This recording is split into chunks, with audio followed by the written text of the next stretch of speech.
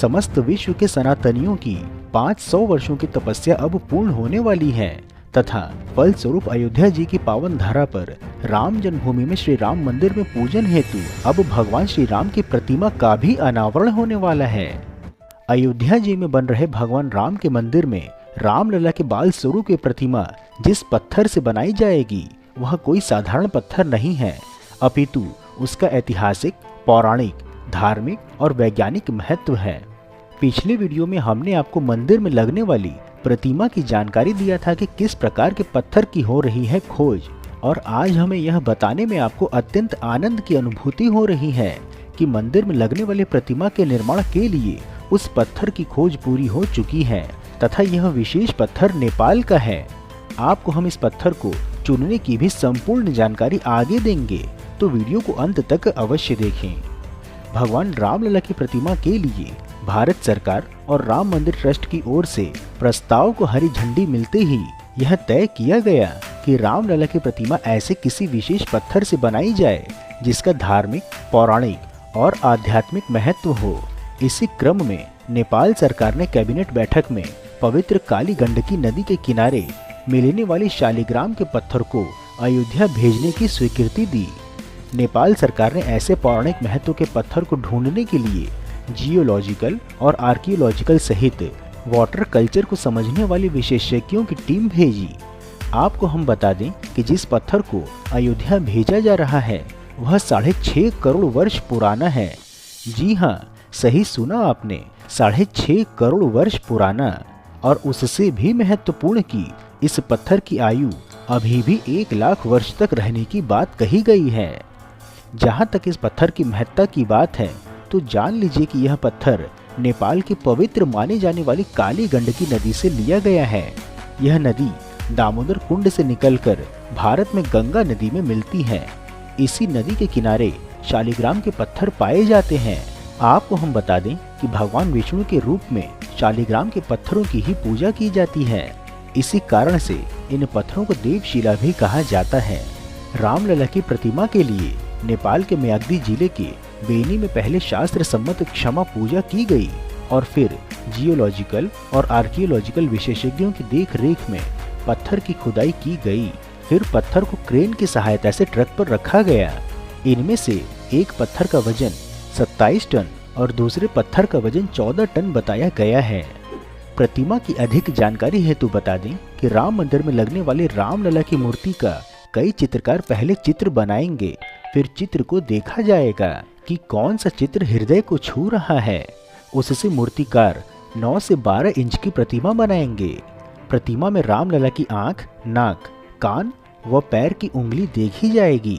तब राम मंदिर में लगने वाली भगवान राम के बाल स्वरूप की प्रतिमा के बारे में निर्णय लिया जाएगा और तब विशेषज्ञों की टीम रामलला की प्रतिमा बनाएगी, जिसके लिए नेपाल से लाई जा रही शालिग्राम के पूजित पत्थर को ही तराशा जाएगा। यह प्रतिमा 5 वर्ष के बालक के स्वरूप पर बनाई जाएगी, जिसकी ऊंचाई 8.5 फीट होगी। राम भक्तों को अपने आराध्य के दर्शन लगभग 30 से 35 फीट की दूरी से ही होंगे।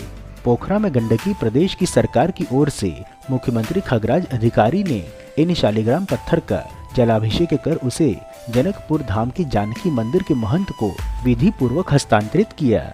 पत्थर को पूरे राजकीय सम्मान के साथ अब भारत लाया जा रहा है। जहां जहां से यह शिला गुजर रही है उस पूरे मार्ग पर भक्तजन और श्रद्धालुओं द्वारा दर्शन और पूजा किया जा रहा है।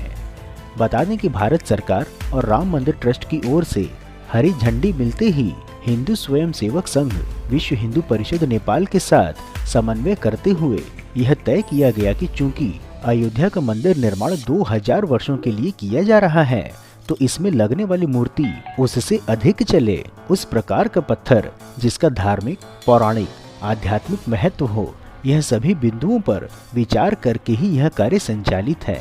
वैसे नेपाल के पत्थर के प्रयोग के पीछे यह पौराणिक तथ्य है कि मिथिला में बेटियों की शादी के समय ही नहीं अपितु शादी के पश्चात भी बेटी के घर में जब भी कोई शुभ कार्य हो रहा हो तो मायके से कुछ शुभ चीजें देने की परंपरा है। चूँकि माता सीता का मायका जनकपुर धाम नेपाल में है और राम जन्मभूमि अयोध्या धाम में शुभ कार्य होने जा रहा है, तो इसी परंपरा के अंतर्गत प्रस्तावित राम मंदिर में जनकपुर और नेपाल का कोई अंश रहे, ऐसी कामना के साथ यह प्रयास नेपाल प्रशासन की ओर से किए जा रहे हैं।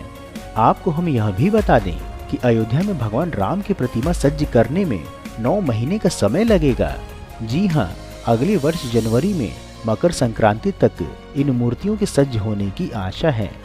हिंदू पौराणिक मान्यताओं के अनुसार माता सीता नेपाल के राजा जनक की बेटी थीं और उनका विवाह अयोध्या के भगवान राम से हुआ था।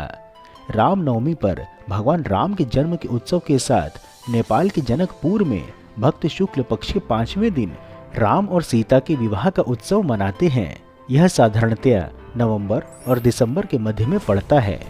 जानकारों का मानना है कि इससे काली गंडकी क्षेत्र में धार्मिक पर्यटन को बढ़ावा मिलेगा और दोनों देशों के मध्य सांस्कृतिक संबंध और भी प्रगाढ़ होंगे। ज्ञातव्य है कि राम मंदिर का निर्माण मार्च 2020 से चल रहा है। राम मंदिर 70 एकड़ भूमि पर बन रहा है, जिसकी लंबाई 360 फीट, चौड़ाई 235 फीट और ऊंचाई 161 फीट होगी। राम जन्मभूमि तीर्थ क्षेत्र ट्रस्ट के अनुसार मंदिर में कुल 5 मंडप और बीच में एक गर्भगृह होगा। गर्भगृह भूतल पर होगा, जबकि प्रथम तल पर राम दरबार का निर्माण किया जा रहा है। 1 जनवरी 2024 को राम मंदिर का उद्घाटन कर इसे श्रद्धालुओं के लिए खोलने की तैयारी चल रही है। यह भी बता दें कि राम मंदिर और परिसर के निर्माण में लगभग 20 अरब रुपए खर्च होने का अनुमान है। अकेले मंदिर के निर्माण में 5.5 अरब रुपए खर्च होंगे। राम जन्मभूमि तीर्थ क्षेत्र ट्रस्ट को सरकार से फंड नहीं मिला है। ट्रस्ट के अनुसार अब तक श्रद्धालुओं द्वारा 32 अरब रुपए से अधिक का सहयोग प्राप्त हो चुका है।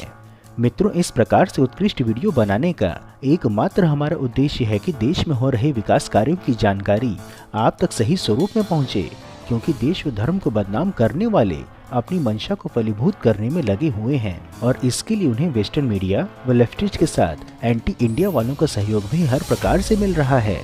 परंतु हम यह सभी कार्य केवल और केवल अपने दम पर स्वेच्छा से कर रहे हैं, इसलिए आपका सहयोग व समर्थन अत्यंत आवश्यक है। आप हमें आर्थिक सहयोग भी कर सकते हैं तथा वीडियो को अधिक से अधिक लोगों तक साझा करके वैचारिक सहयोग भी कर सकते हैं। मित्रों, हम आशा करते हैं कि आपको राम मंदिर में लगने वाली भगवान राम लला की प्रतिमा की जानकारी पसंद आई होगी। तो वीडियो को लाइक कर कमेंट बॉक्स में अपने गांव अथवा जिले का नाम अवश्य लिखें एवं यदि कोई सुझाव हो तो वह भी बताएं। इसके अतिरिक्त यदि आप नए दर्शक हैं अथवा अभी तक आपने चैनल सब्सक्राइब नहीं किया है तो हमारे मनोबल में वृद्धि करने के लिए चैनल को सब्सक्राइब अवश्य करें तथा हमारे परिवार में सम्मिलित होने के लिए चैनल के डिस्क्रिप्शन व वीडियो के पिन्ड कमेंट में उपलब्ध लिंक के माध्यम से इंस्टाग्राम, ट्विटर व व्हाट्सएप आदि में जुड़े भी। फिर मिलेंगे हम नई वीडियो में नई जानकारी के साथ। तब तक के लिए जय हिंद, जय श्री राम।